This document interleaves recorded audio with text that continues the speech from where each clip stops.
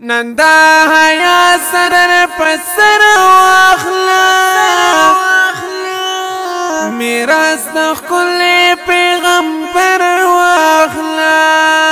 دلته د علم رڼا خورکړه کله مشال د سپین سحر واخلا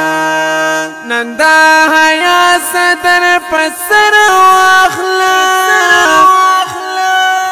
میراث د خپل پیغمبر واخلا دلته د علم رڼا خورکړه کله مشال د سپین سحر واخلا پډیرو ډیرو مهنتونو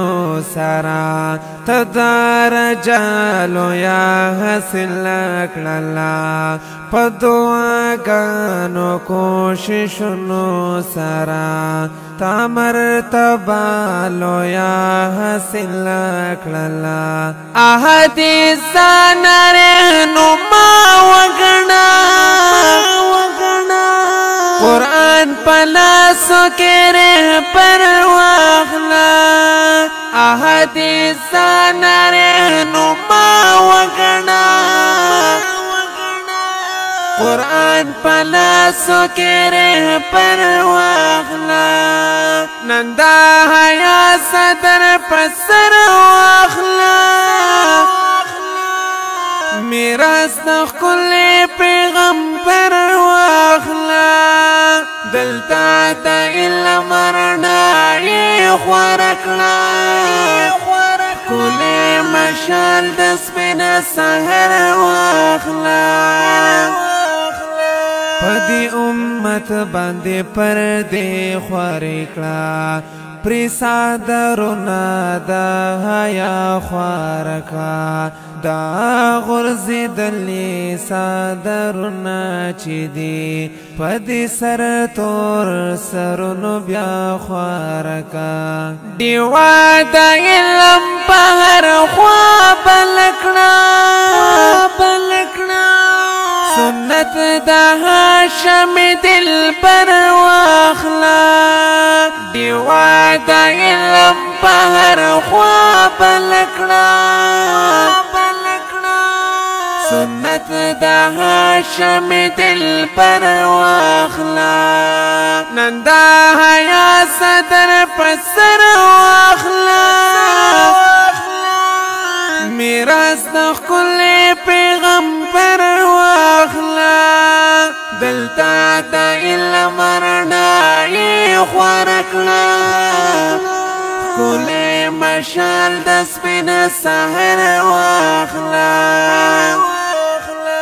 چې مدرسې لمو تور داغ نشي د پردې خیال پزلا کې خاد ساتي د علم بل تر سوال غواړي دغه خبر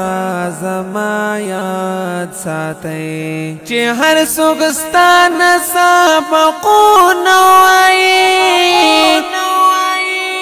هر چان دغه صفا ور واخلا نندا حیا صدر پسر واخلا میراث د خپل پیغمبر واخلا دلته د علم رڼا خورکړه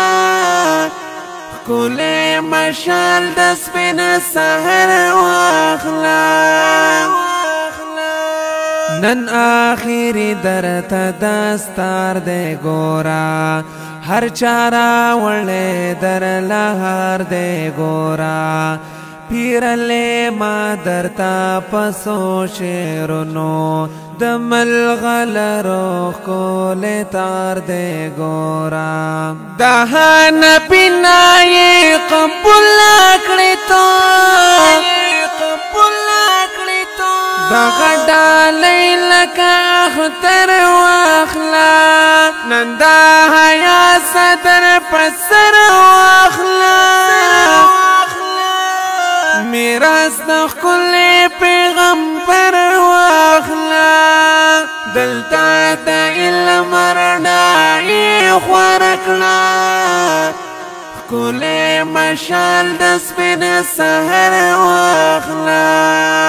ښکلی مشال د سپین سحر واخله کلام دی دا جناب علی رحمان الحنفی او आवाज وړاندې کو په ډیره مینه حافظ باچامل خاکسار د نتخوان د رابطې نمبر یاد ساتئ 0345 1920 414 والسلام